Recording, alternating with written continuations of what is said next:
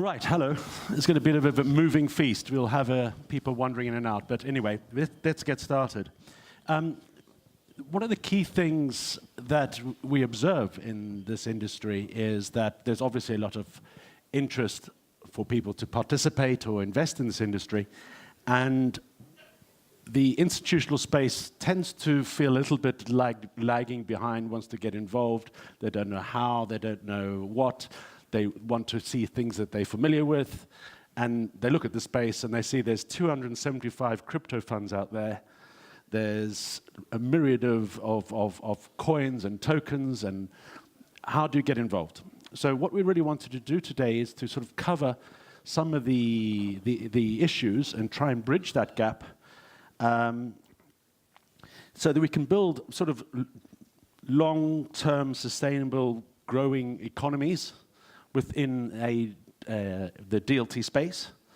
But if you move away from the centralized control of this, and you're disintermediating what we know as centers of trust, how do you get an institutional participant or investor to feel comfortable with basically being in a trustless world with trusted actors in a true peer-to-peer fashion? So bridging this gap from the traditional economy to the new economy is quite important. Now, we've got an hour to explore some of the issues to deal with this gap, starting from regulation and all the way through to how you value companies. But essentially, what we have an esteemed panel who've come to share their skills and experience with you. You've got Sam Buxton on the end, who's from DAM. And then you've got Kirza, who's recently joined, come to Gibraltar to give his experience. His company is currently listed on as a traditional company in the food and beverage business on the Madrid Stock Exchange, and is going to be tokenizing his business, which is very interesting. Then, of course, we all know Ransu. He's, a star in our firmament.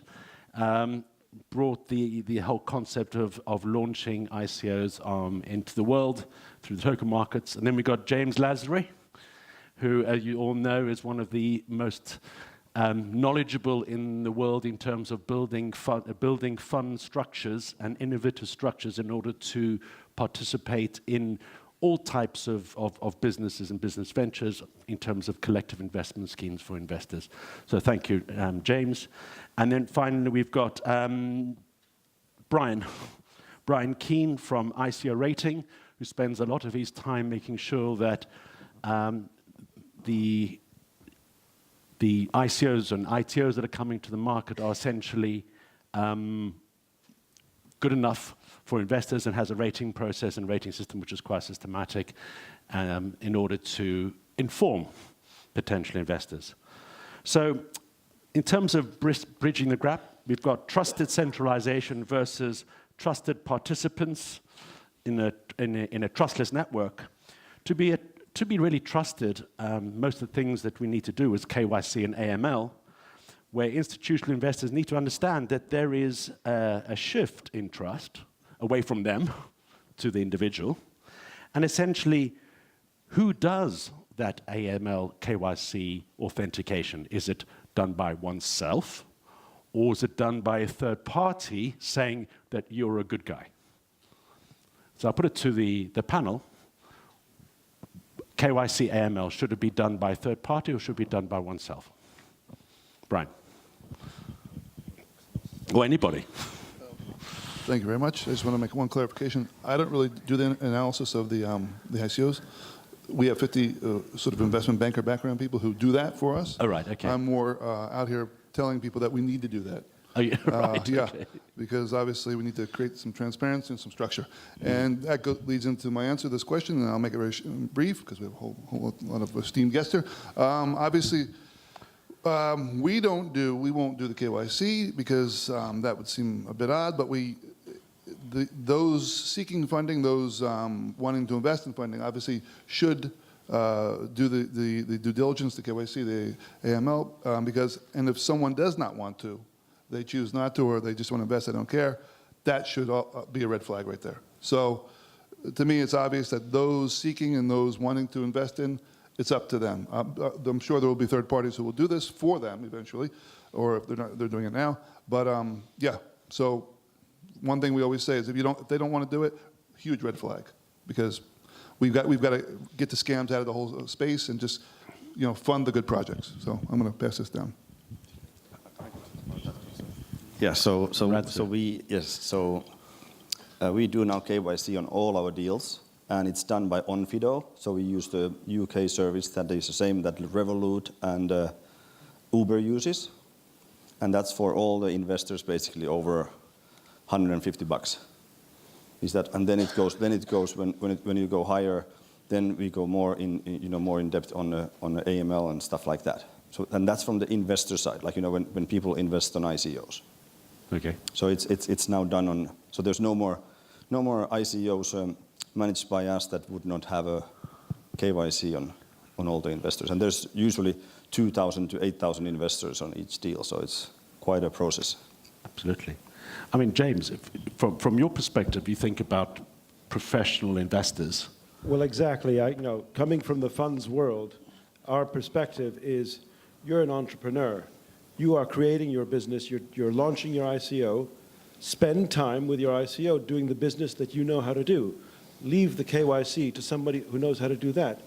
The savings that you're going to get in trying to do it yourself is really, like, if your project has any value, is not going to be as great as doing it yourself. So really, to the extent that your project can tolerate the cost, I would think it's much better to get somebody who knows how to do this thing and to take it professionally so that you can get on doing the business, which is really what you're there for. Kielza, in terms of your business and your ICO that you will be doing, and since you are actually a regulated entity because you're listed on the Madrid Stock Exchange, when you do your token sale, what would you be looking to in terms of doing AML KYC on your investors, both at the initial stage, but also on the secondary market stage? Yeah, that has been a mandate of our board, Express, that we cannot do an ICO without doing KYC and AML. And we are setting up, and we are doing with third parties. We are using third parties to do all this process. That will be, I think, in the coming maximum 2 weeks, we will be on sale live. And our portal will have this functionality of third parties. Yeah.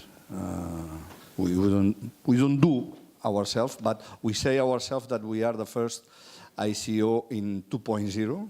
That is an ICO of a regulated company with a governance, with KYC, and etc.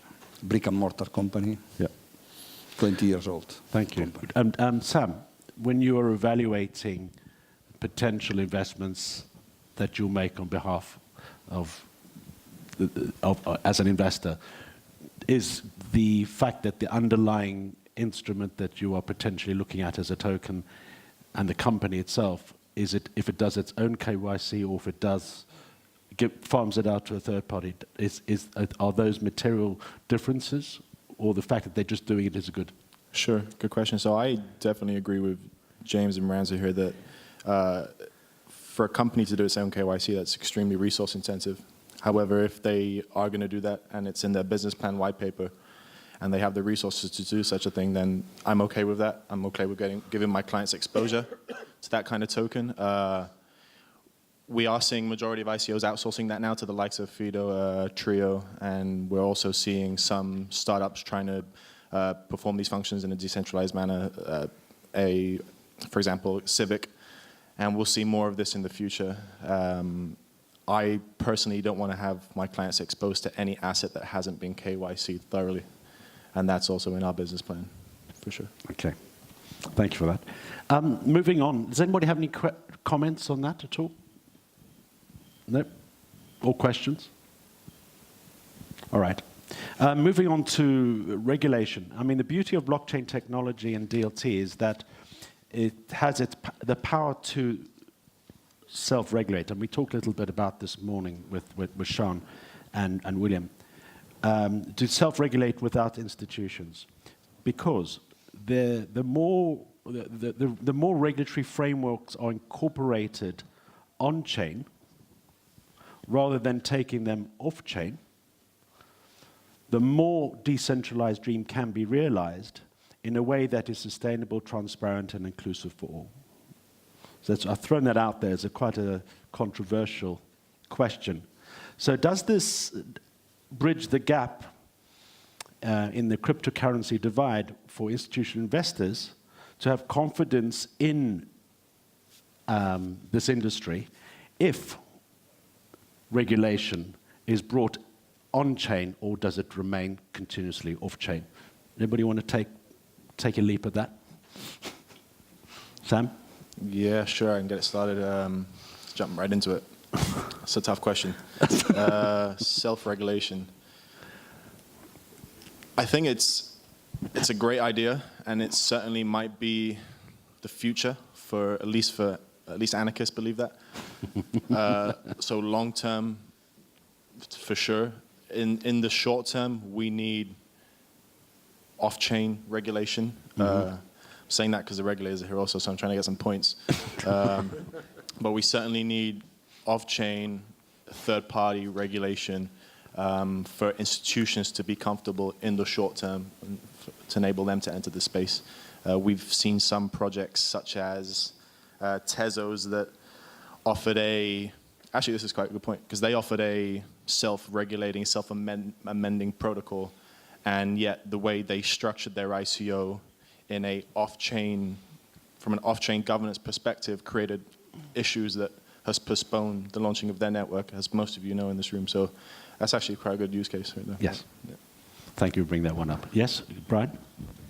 I agree completely with that. And also, I believe that just the sense that the mindset behind the whole space that we would want to self-regulate, I think is a good one.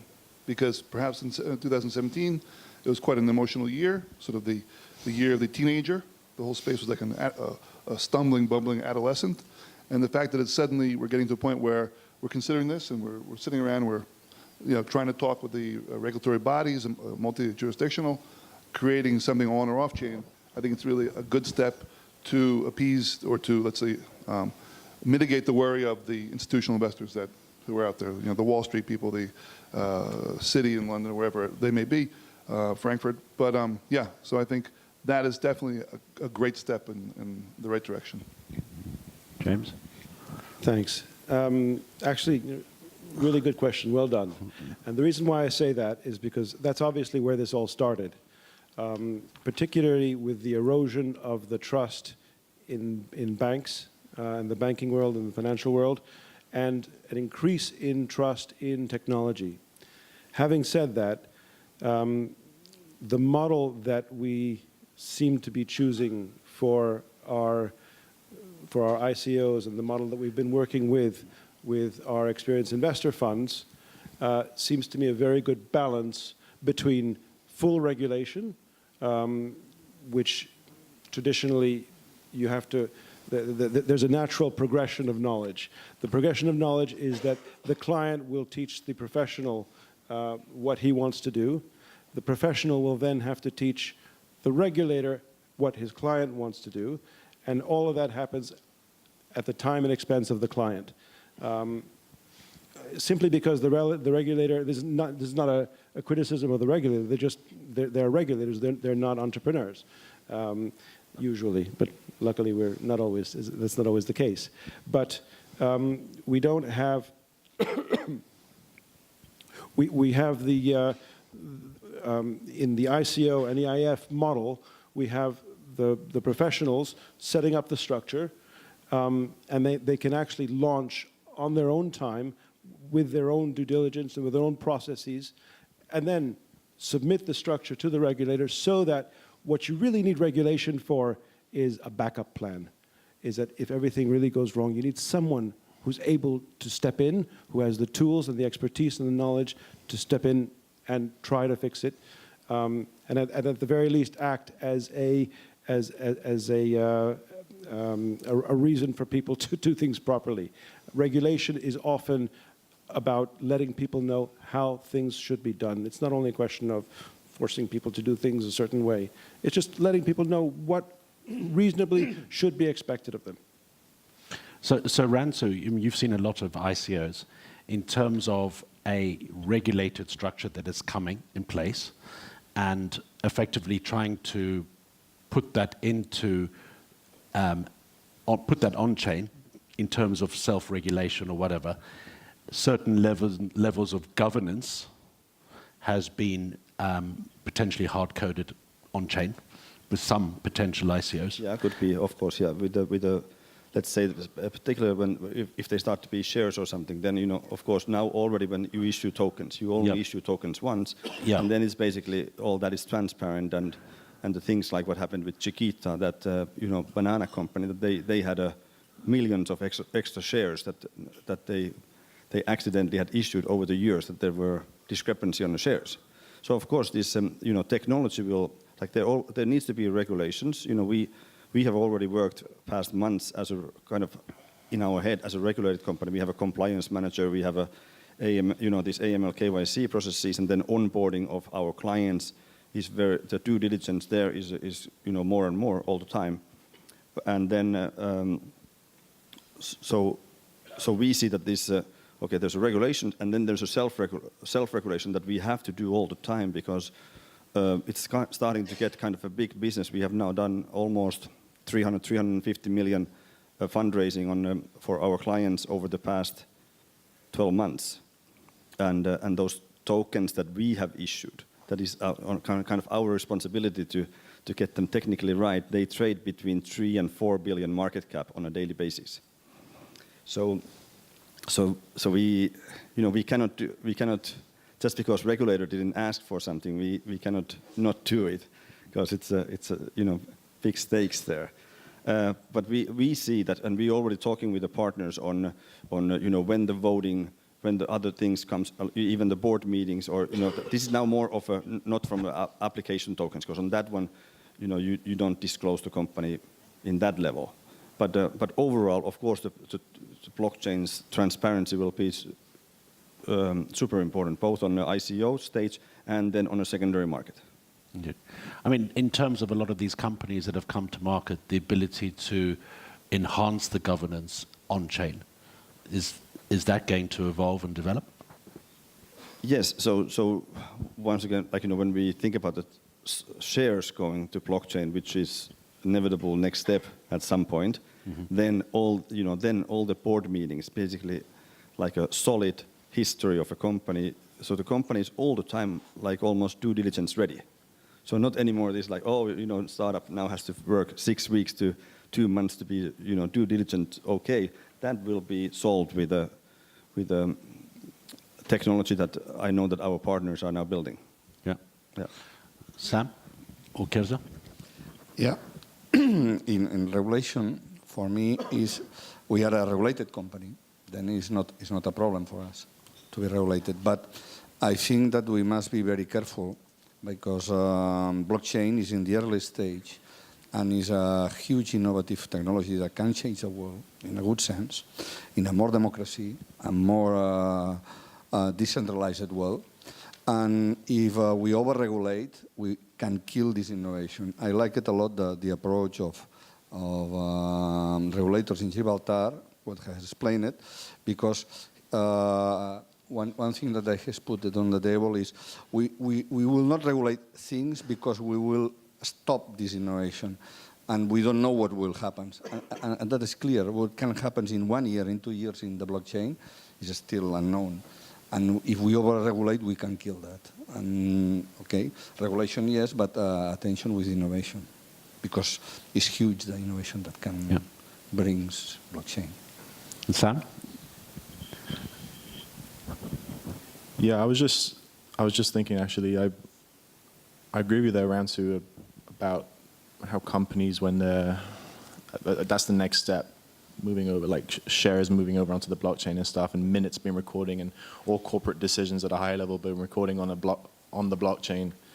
I love the concept, and it would save a lot of pain for. I was just relating to that right now, because we're going through certain applications, applying for bank accounts or just any kinds of accounts that a regular business would need, and just producing DD packs or having to satisfy a list of requirements from each of these different corporate services providers, it would be great if I could just send them a link and they could access that information publicly, as well as actually, yeah, talking about CSPs and corporate services providers, let's go to auditing. So when a company wants to audit us, it would be great if we could just send them sort of 30 to 40% snapshot of our business on the blockchain, and then that's public, and they can do that remotely. They don't have to come to my office and sit in my office for a few hours and look at my books and transaction statements. They can just do that from Singapore if they so wish.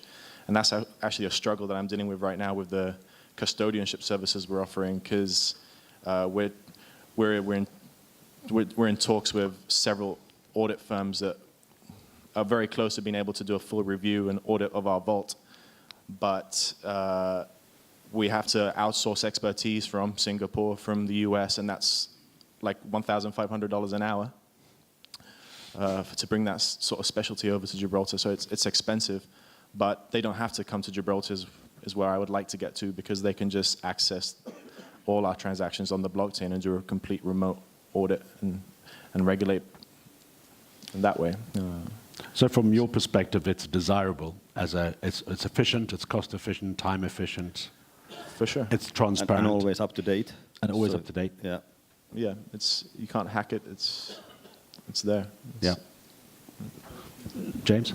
I think that there's a very big difference between regulation, which stems as a codification of good practices that have evolved, and political regulation. Thankfully, our experience in Gibraltar has been the former rather than the latter. So that's been extremely helpful. You got anything to add, Brian, on this? No, you're okay. It's quite interesting in terms of the evolution of people just talk about, they throw words around like crypto and things like that. But effectively, if you look at the various instruments available, they essentially come down into three categories. A coin for payment, or a token which is purely a utility, or asset-backed token. Now, asset-backed tokens, as you know, tend to be they fall into the regulatory sphere. They act like securities, where tokens as utility are designed specifically as utility tokens. And then, of course, there's the payment coins. Would the panel essentially agree with that broad classification? Okay. So essentially, most of the things we've seen at the moment are coins and token utilities. But we really haven't seen many what I call pure asset-backed tokens that are subscribing to the rules and regulations as a token, the European Prospectus Directive, and all the good things that we are experiencing in terms of normal regulated markets. So from an investor's perspective, how are we solving these problems? Ransu? Or All right. Well, we are seeing an increasing number of security tokens. The utility token idea is, I think, going to be tested more and more robustly. So we've had clients that have decided to go to certain jurisdictions and say, you know what, we think that we might be a utility token, but we're going to regulate as if we're a security token and just avoid all doubt. And so I think that's where we're going. Yeah, yes, but that one has one big flaw, that there is no exchange in the world that is licensed to trade security yet to trade those. So now there's a couple of shady ones in Singapore or somewhere that you can trade few of those tokens. But problem, so that's the problem. So we have already developed some time ago ERC20 token that can pay dividend and interest and can manage, of course, the voting. But we haven't been able to use that because of the figuring out the secondary market trading. So asset-backed are, of course, that is the next big thing. But we're still now happy to stick with this application token, this era of application tokens now. And of course they are, which is very strange because these tokens are security. Like you do them in America with a SAFT agreement, and that is a security. And then changed to be outside of US the A utility token. retailable utility tokens. So it is it's interesting and will cause many questions later, of course, always. I think I've read close to 50, 60 different white papers for asset-backed proposals. And I love the idea, and I actually we need that. Our investment committee has highlighted that we need that in our portfolios, exposure to a token that we can offer custodianship for that is backed by a commodity, be it gold or any of the others we've seen popping up in the market here, but Petrocoin from South America and others, right? Diamonds and all sorts. But then again, and this comes back to our first point that we discussed, on-chain versus off-chain regulation, having an asset-backed token comes with its challenges as far as reviews and audits to ensure that those assets are actually there, and then you cannot really self-regulate that. You would have to on-chain regulation. You'd have to seek off-chain sort of review and regulation. So there's certain challenges, but I would love to see something soon, and I think we're close. Keza? Yeah, I want to make a point here because this last month is demonizing the utility token as the utility token is very, and I think that we need in our case, the token enables new economic models that were not possible without blockchain, and it's an utility token that enables these kind of models. And I think that there is a lot of businesses that can happen. The tokenization of some models brings new economic models, and we must take attention on that. It's not only a question of raising money. Okay, it's easy but in our case, in Home Mill, in Nostrum, we will launch a concept that is a crypto franchise concept that is it enables a new way of franchising. And without blockchain, this new way of franchising is not possible. And I think that attention on demonizing too much the utility token that I think has a very interesting paper for the future. I mean, so let's take your example, which is basically a restaurant chain, well, more fast food style, like a sandwich. You gave an example. QSR, we are a quick service restaurant based on home meal food. Home meal food.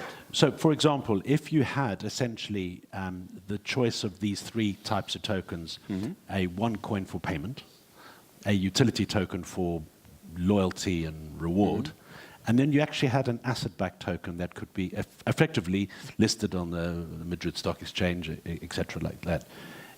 Which of those three would you have chosen, or would you have chosen all three? The three. You would chosen all three. Because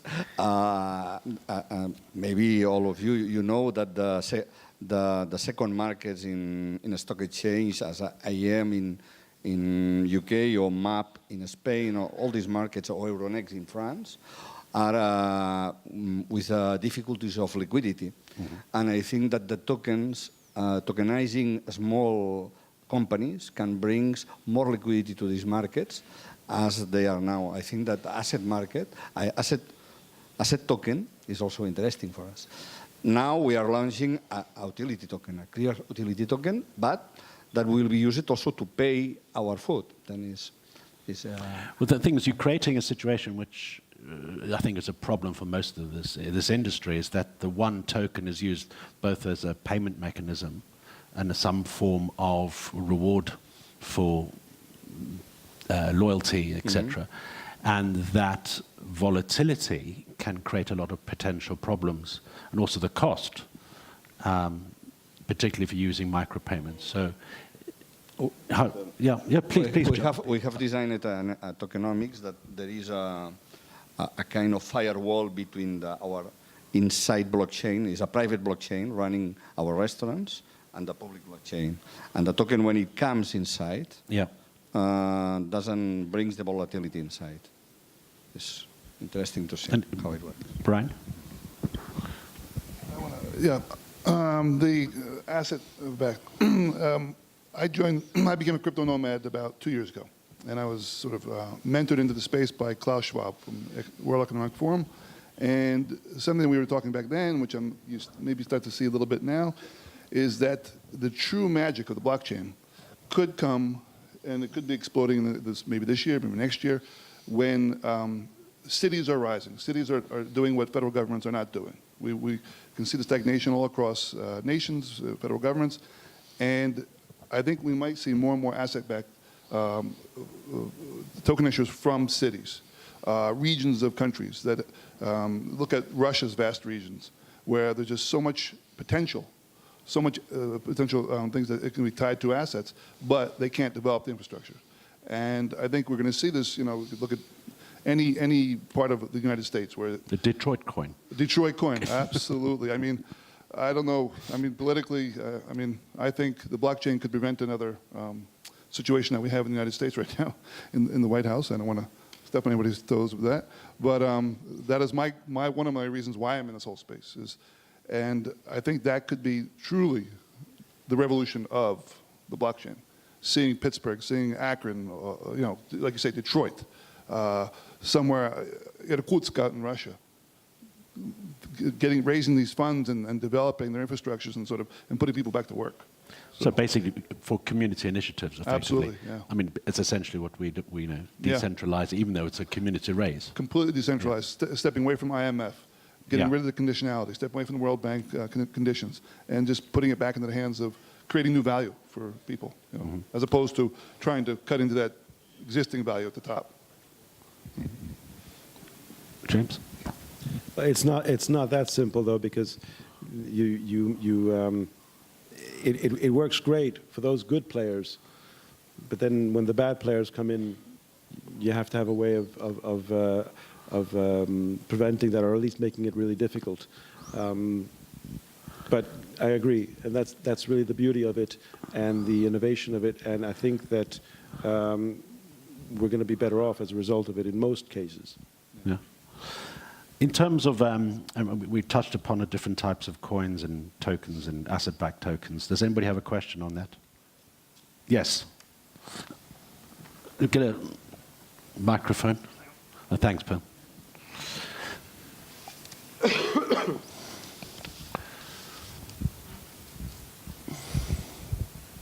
Hi, David Lukács from Pegasus Fintech. I've got three, actually, one's a comment. The First Nations of Canada have actually started looking at an asset-backed coin, and the RFPs just went out, so that is happening. I guess the two questions for the panel. One is, SAFT was mentioned as an escrow against security, yet recently Marco left Cooley because there were issues with the regulators in the US and SAFT. So how do you see SAFT morphing, if at all, because it was originally an invention for AngelList, to help with security-backed offerings? And then the second, so I'll start with that, and then I have a second question. Anybody else want to take that? About SAFTs. I mean, the thing is, yeah, go ahead. It's just that, of course, SAFT is an American-specific thing. Well, it is just for the American market, and Yeah. you have to, like, you know, we only, you know, work on a deals as a technical advisor on that stuff, and then they all have a, you know, Coolies or Perkins at Cooey or something like that, who gives the legal advice there.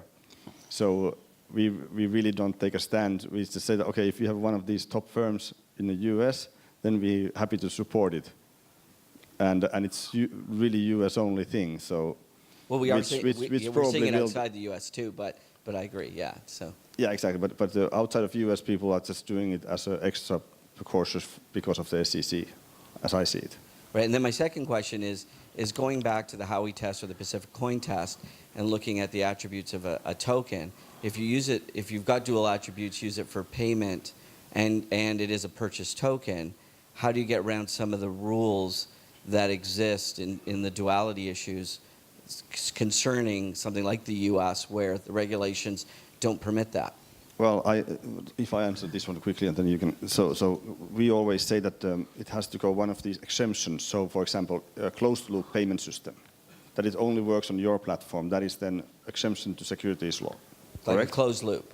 Yeah, closed-loop payment system or in-game currency. Yeah.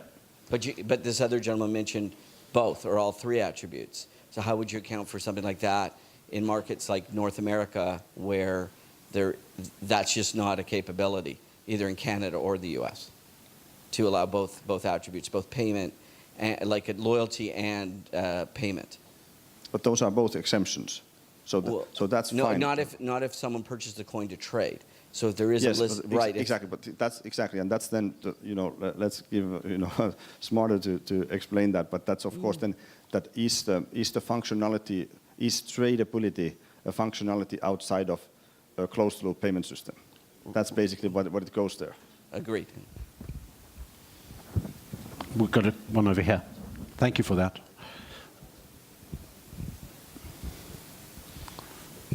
So, Mikhail Mironov here. I'm a colleague of Brian, actually, from ICO Rating. And I see so many people are excited about asset-backed tokens, and somebody already mentioned, I guess was a mistake, asset-backed security instead of a token.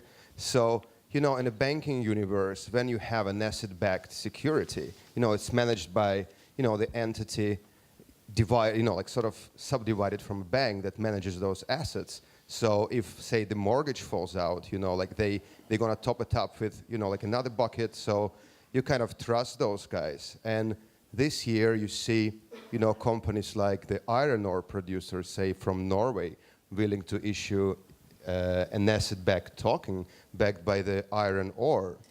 So who are you going to trust in this situation to, manage those assets? And how, in principle, can you have a recourse, So how do you guys see this situation? Again, it comes down to regulation. And in my view, the principal function of the regulator is to be someone who is there to tell you what you should be doing, but much more importantly, to pick up the pieces if you haven't been doing it.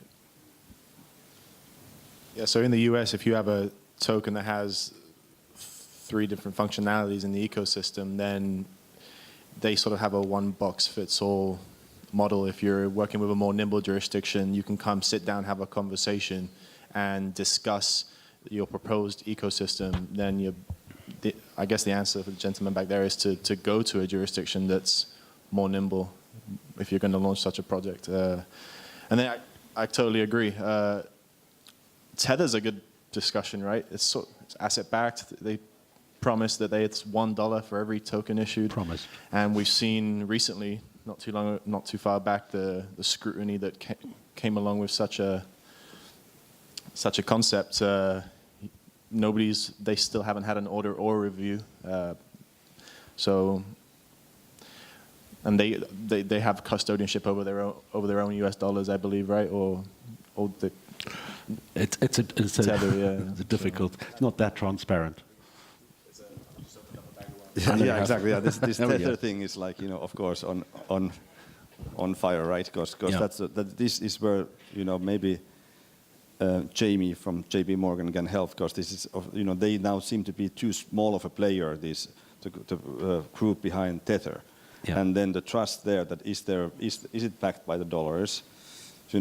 There is no one to pick up the pieces if there isn't, and the daily volume is huge. And as you wrote on this paper, this is exactly what we need on this system. We would need a ERC20 tokens that would be, backed like, basically currencies. That would be the ideal situation would be that if we would have a, Gibraltar pound, and that is ERC20 token, all the ICOs could be run on a smart contract using that instead of Ethereum.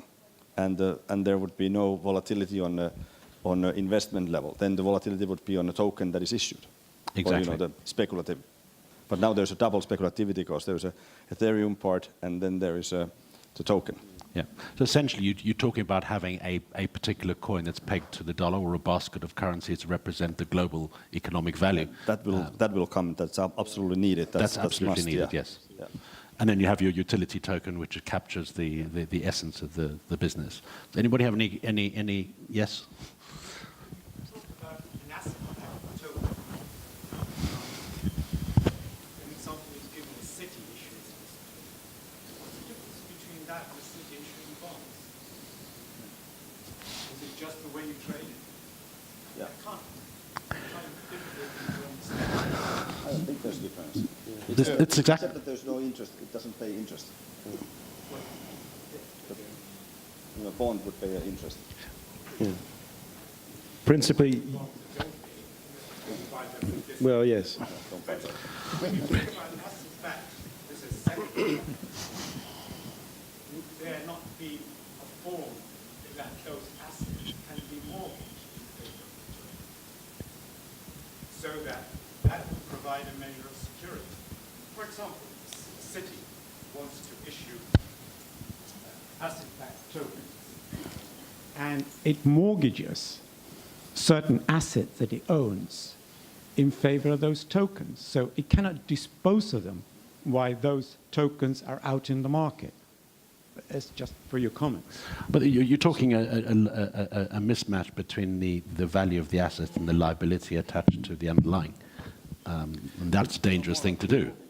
Yeah, the answer to your question is absolutely. I mean, there are technical issues to resolve, but they will be resolved, and that will happen. Thank you. Yeah. Question, Marek? Sorry, Brian.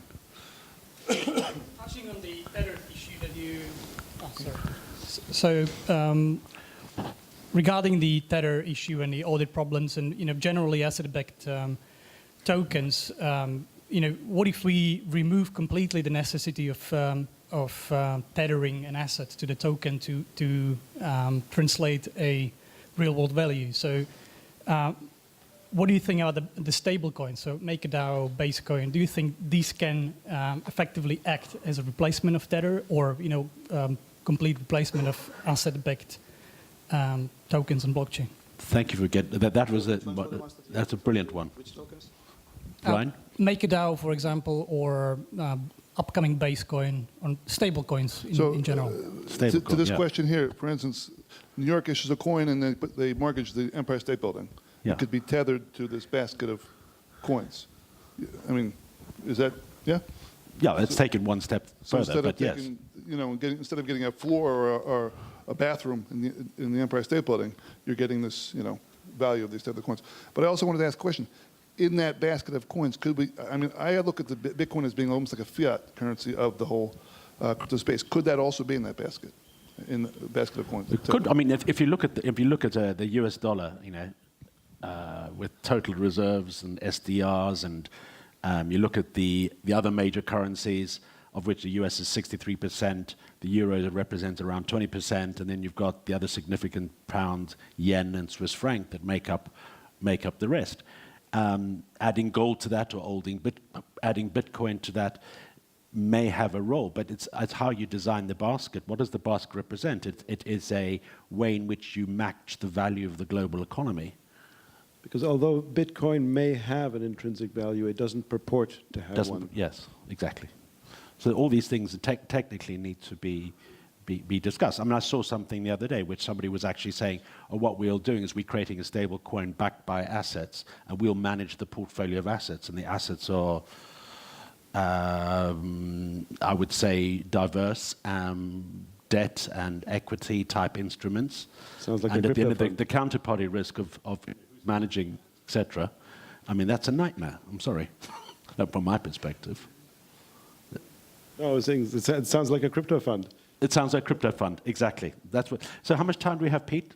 5 more minutes. Okay. So, moving in terms of determining value and investing, which really want to go to.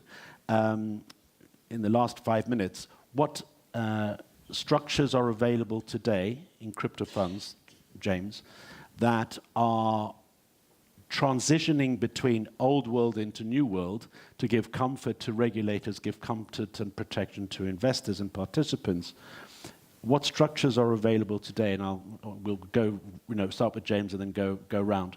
So in the 5 minutes. Sure. What structures are available that will give comfort to investors? Well, remember, a lot of the effect of DLT is to try to keep things peer-to-peer, but as the industry grows, there will be a lack of expertise, and people will realize that they want to trust their money to people who have developed this expertise, which is why we're seeing a great increase in the interest in crypto funds. And there are issues with crypto funds. You asked, would you invest in a crypto fund? Well, you have to see, as with every fund, you have to see how it's structured. The Gibraltar Funds and Investments Association has a crypto committee which is developing a code of conduct for crypto funds. And the basic premise is that use the principles of the current legislation and use the principles in the current code and apply them to crypto funds.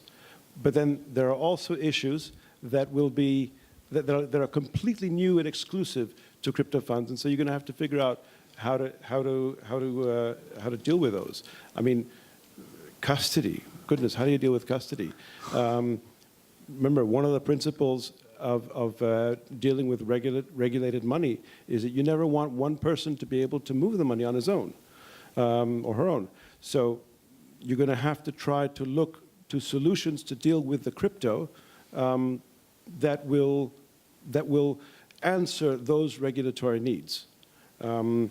And regulation. The GIFIA is in, I would say, very advanced stages of issuing a policy that crypto funds should only be established as experienced investor funds and not as private funds, unless you're talking about one person trading his own money who wants to do it in the context of a fund. And that's an important and mature idea of GIFIA to be doing, because there are a lot of issues that can arise, and the EIF structure gives the regulatory backing to the fund, so that if things do go wrong, there is someone to ask for help for. Anybody? I can go on for quite a while on this, but I'm conscious that we don't have a whole lot of time. Ransu or yeah, we've got to invest it out at the end there. I love how I just got past that. You try to get out of it. So comfort for investors. Yeah. Yeah, I would just say look for, when investing, perhaps look for existing companies that have existing business models such as yours, generating revenues, that want to issue a token. That certainly offers me some reassurance. I'd say look for tokens that already have existing alphas or MVPs out in the market, whose ecosystems actually are utilizing the token correctly, which in turn drives demand, supply, and price, as we know. And just do your thorough research. Read the white papers. Don't just rely on blogs and YouTubers saying that it's a great pick. Yeah. I mean, just finally, Brian. I mean, if you have a comment, you do. Just try to sum it up. Yeah. Is the project itself going forward a "Where's the Beef" moment? If anybody remembers the Where's old the woman beef? Yeah. in Wendy's, or is it a connecting people, enjoy Coca-Cola type moment? So, can this thing go on forever, or is it just going to be gone? When the old woman dies. Sadly. Yes. Okay. Anybody else? Any questions before we go? I don't think we've got I think time we've for done. questions. We've Sorry, done. Hilton. Yeah. Okay. No, thank you very much. Hilton, thank you very much. Panel, thank